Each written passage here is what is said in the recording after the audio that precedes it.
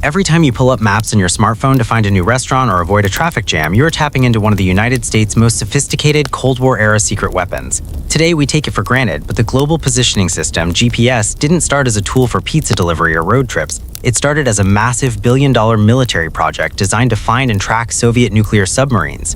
The story begins in 1957, right after the Soviets launched Sputnik.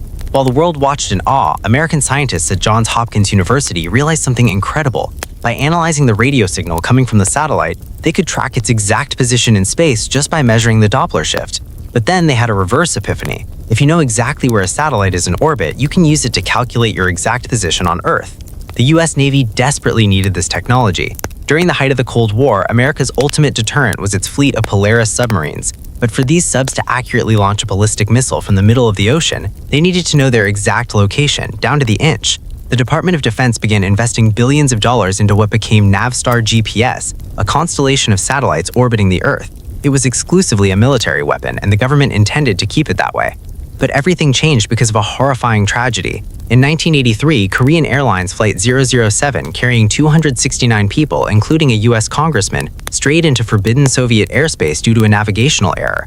The Soviets, mistaking it for a spy plane, shot it down. There were no survivors. The world was horrified, and President Ronald Reagan was furious. He realized that if that civilian airliner had possessed the military secret satellite navigation technology, those 269 people would still be alive.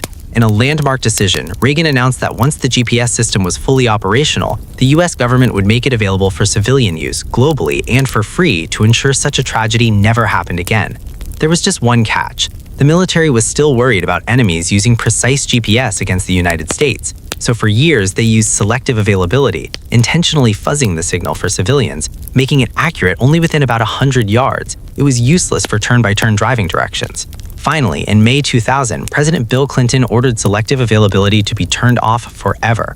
Overnight, your GPS went from close enough to perfect. This singular American decision launched the modern era. It created the GPS in your car, ride-sharing apps, Google Maps, and the blue dot on your phone that guides your life.